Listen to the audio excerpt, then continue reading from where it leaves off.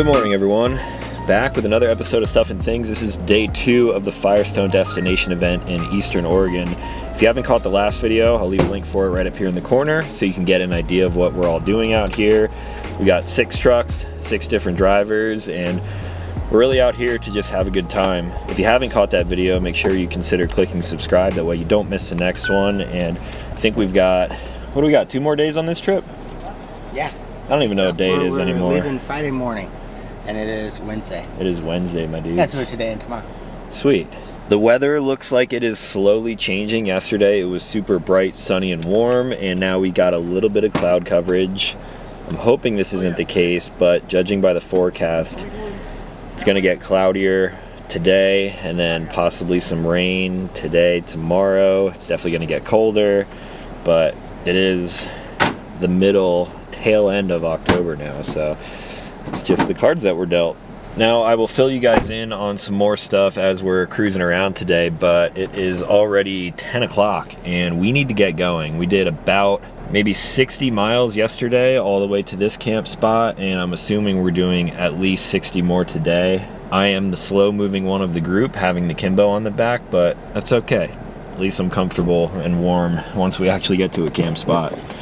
I aired down my tires just a little bit more. I'm currently sitting at about 20 PSI all around while the tires are cold. I'm assuming that'll go up to like 25 to 26 as we're cruising around today and the tires warm up. So I'm hoping things are a little bit smoother than yesterday because I was getting rocked all day.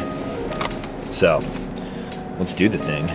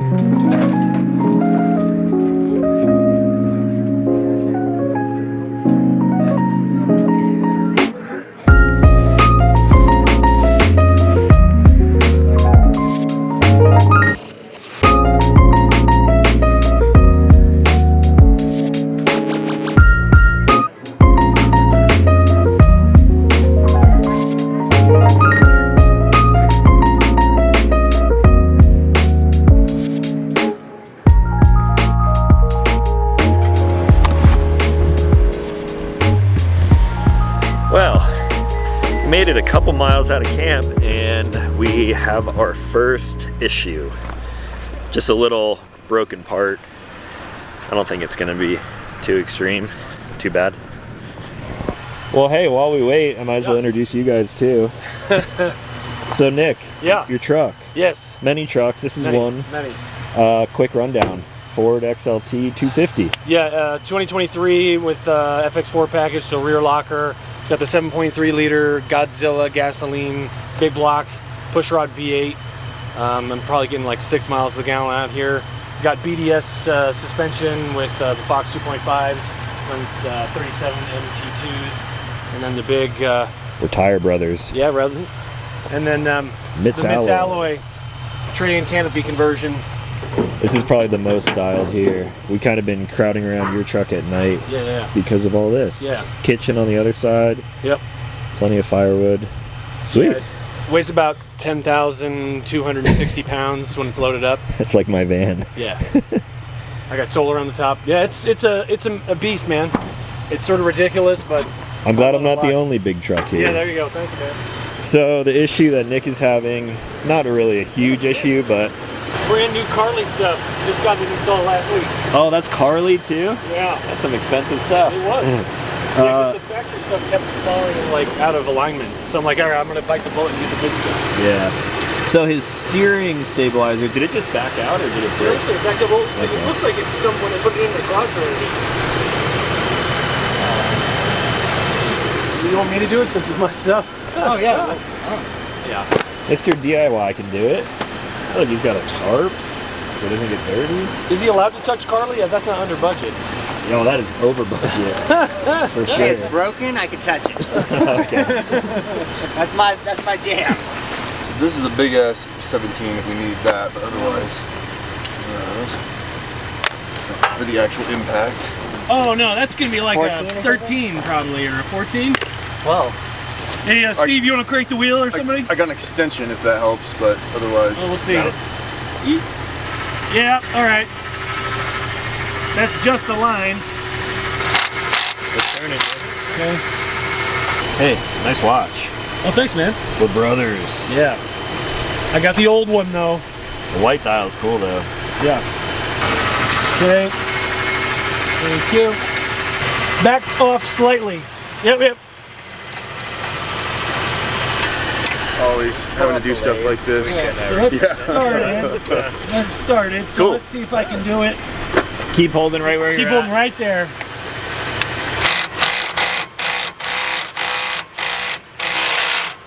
All right. I went off with Loctite, but I stepped on my bottle. I might just give it a. There we go. All right. Yeah, we used to check it every now and then. Yeah. I'm glad it wasn't a break. Yeah. Thank you, dude. Good job. All right, last but not least, Steve. Yeah, how's it going? Good, man. Overland Journal Expedition Portal. I'm on this trip here with the 22 Ford Ranger XLT FX4 off-road package. This is also part of Nick Jane's Firestone fleet. Yeah. So of course we have the MT2s, like pretty much everybody on the trip except for With the white out. Micah. Yep. Nice. On the Steelies, so it's got a real like Africa vibe. And You're familiar with Botswana. And exactly, yeah, Actual living- Africa overlanding. living in southern Africa, so, and I think it's, these are really popular trucks in that part of the world. Yeah. So we got the ARB bumper and the skid plates and stuff. It's This got a- also has a new suspension setup, the BP51s.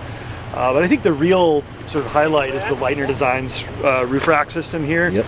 With these storage boxes that have automotive grade seals in them. Yeah. So this trip has been wildly dusty. It's like silt, really fine silty stuff, and there's no dust in these boxes at all.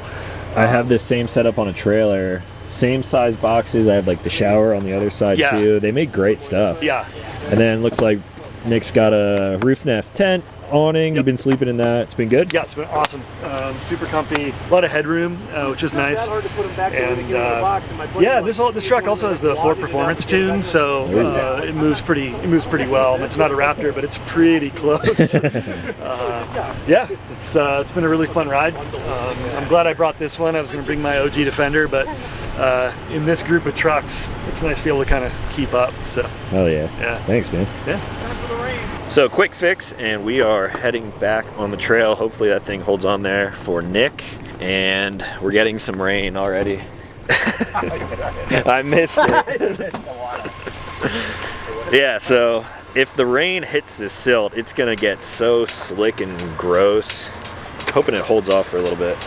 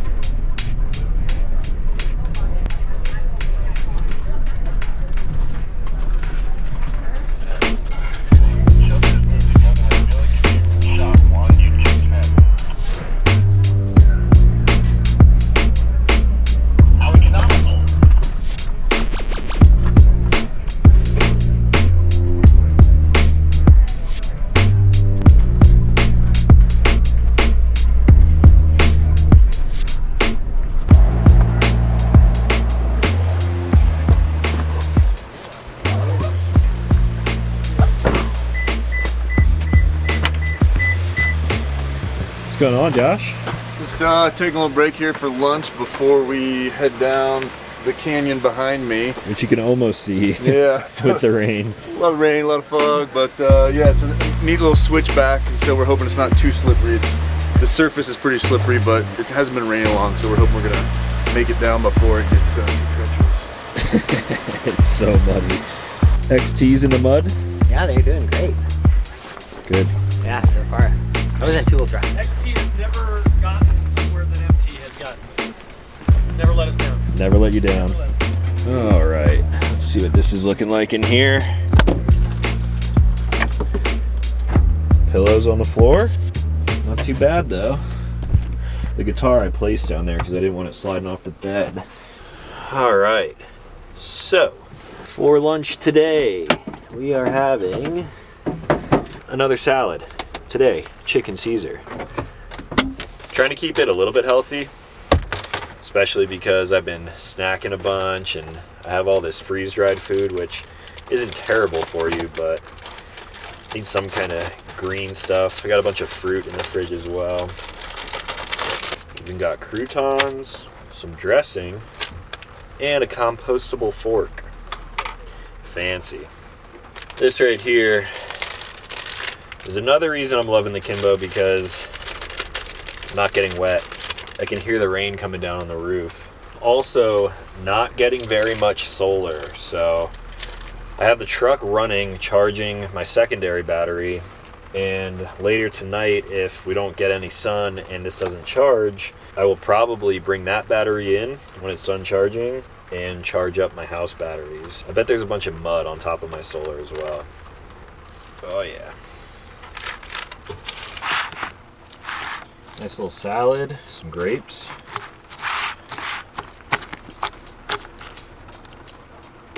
I'm putting it in low. I'm just gonna like crawl down it and try not to use the brake.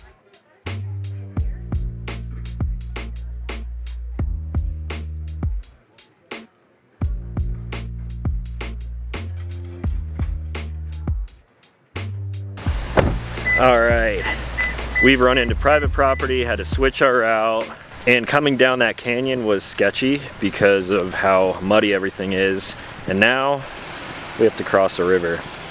Not exactly sure how deep this is, but I think these guys have done it before.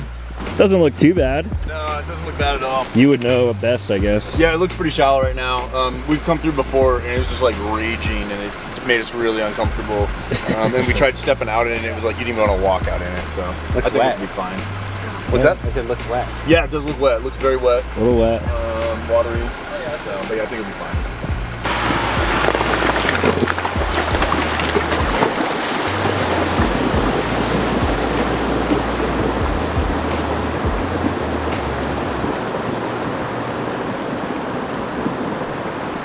It's really not that deep. No. I was a little concerned. I think it's a little deeper up there. Someone want to run the camera for me right here? Yeah. Talon just gave me his camera. He told me just hold it still, film as it goes across. Of course, I'm not going to do that. This is going to be the best shot you guys have ever seen.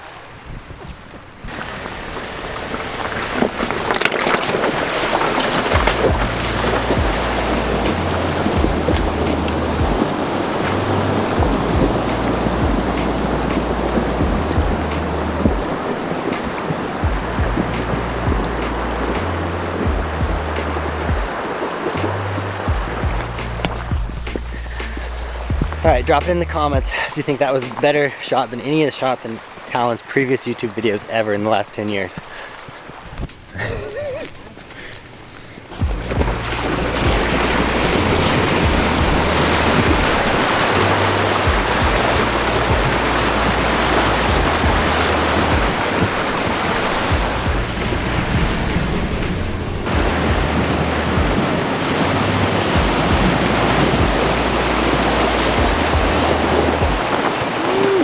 That is definitely the deepest water I've driven the Tundra through so far. Pretty cool.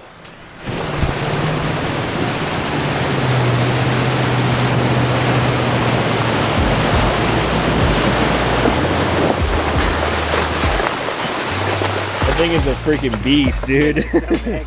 It's so big. Mud puddle in there. Yeah, right. I feel like you don't really see like big modern trucks that aren't diesel. Like most of them you see are diesel. It's kind of fun to hear the like V8 on like big truck. Yeah.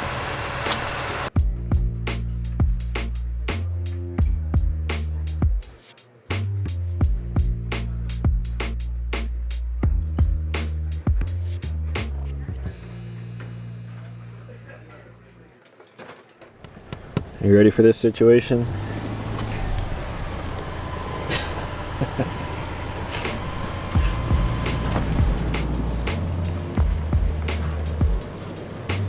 So this is what a good tire and a kind of not so aggressive but a wider offset will get you. This thing is a little destroyed right now. There is definitely mud on top of the camper. Hey, good thing you have a Diamondback. Imagine people Best that damn cover you can buy. imagine people that don't have those. This is going in the bed. Yeah. These are my fresh clothes. They wouldn't be so fresh. No. It's like a cave. That's why the flare came off. So yeah, this is our camp spot for the night. We had a lot of detours and this one was kind of impromptu just because of all the conditions and how freaking muddy it was.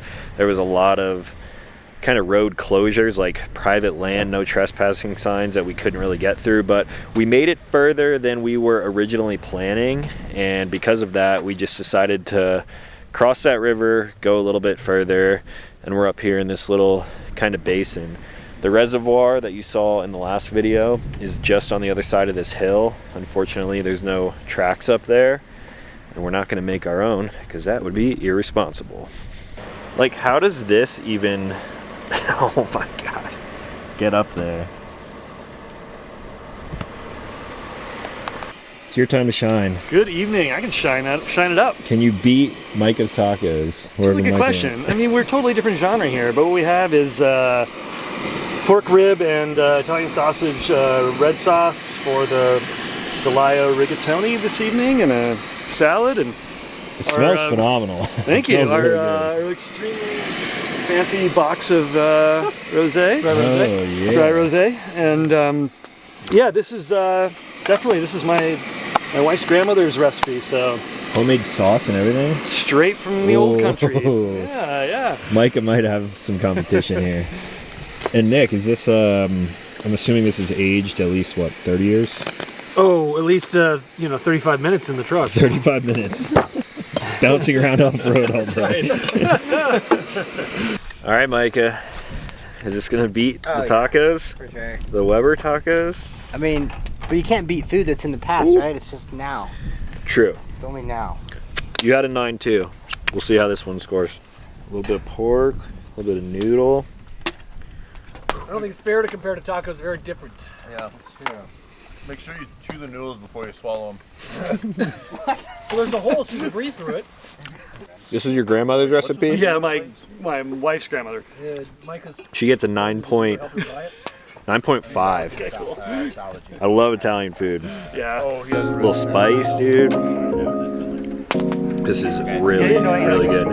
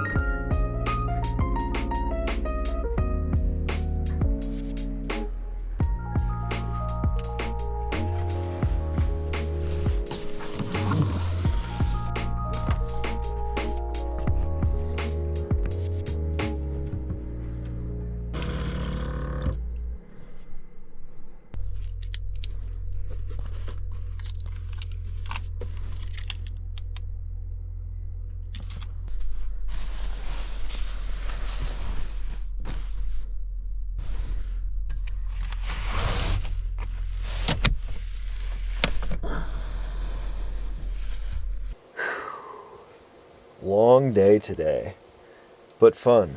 I think I had more fun today than even yesterday because I would prefer the challenges that mud brings rather than all of that dust. And it was challenging. There was a lot of obstacles that I took the Tundra and Kimbo over that I don't know if I previously would have done with the Tacoma. This thing just has the perfect amount of power to carry something like this, and although it's not quite as light and nimble as a Tacoma, I feel like this truck is performing really well with this camper on the back of it. If I wasn't with a group of 5 other trucks, I probably would have been jumping out, setting up camera shots to kind of show you like all of the washes and gullies that we were going through. There were some pretty challenging things that we did, and one of them we actually have to do again in the morning. There's a really steep, muddy drop-off. We were actually coming up it, and it was very off camber. I was full droop in the rear. I was apparently hanging a tire, so kind of like tipping, and the Tundra just climbed right up it thanks to the Firestone mud terrains. This has probably been the muddiest trip that I have ever been on, and it obviously helps when you're doing it with a group of people because if someone gets stuck, we can just kind of pull them out. So this thing has been performing great, and I don't know, I'm digging it. I'm digging it even more than I thought I would. This camper is obviously made for a Tacoma, but it has been great on the back of the Tundra, so it's giving me new confidence. I felt a lot more comfortable driving this thing around today, especially because I did air down a little bit. I don't know if I mentioned that, but this morning I went down maybe another like 5 psi, so we were hauling across the desert and through all kinds of terrain today. It's starting to get cold now. Luckily warm in here, but that weather change that we had today, it has really changed not only the way all of these trucks perform, but really changes the environment that we're driving them through too. So my nightly routine has been what you guys just saw, kind of come in, offload footage, do a little bit of work, catch up on some emails, and brush my teeth, and now it's time to go to bed. Now we covered a ton of ground today. This entire loop will be over 200 miles, and we had one person run out of gas already, and they filled back up with a jerry can. I believe almost everyone is going to run out of gas tomorrow at some point and have to fill up, so I might be in that crew, but I don't have extra fuel. I believe I have one of the largest fuel tanks here, and I have an indicated 65-mile range, so that should be enough to get us through tomorrow and then maybe like coast into a gas station on Friday morning, but we will cross that bridge when we get to it. There's a really good chance that you will see people fueling up tomorrow morning, and I'm hoping there is a little bit of a reserve somewhere just in case anyone actually runs out and their truck dies. It's a good possibility. So another full day of dirt tomorrow, bunch of shenanigans going on. Hopefully it dries out a little bit. It'll make our life a little bit easier, and that's it. I think it's about 11 o'clock at night, so it's time to go to bed. If you guys like these adventure videos, I'd appreciate it if you left a thumbs up, drop a like, comment down below, and if you're new to the channel, consider clicking subscribe because I make new videos every single week. As always, thanks for watching, and I'll talk to you in the next one.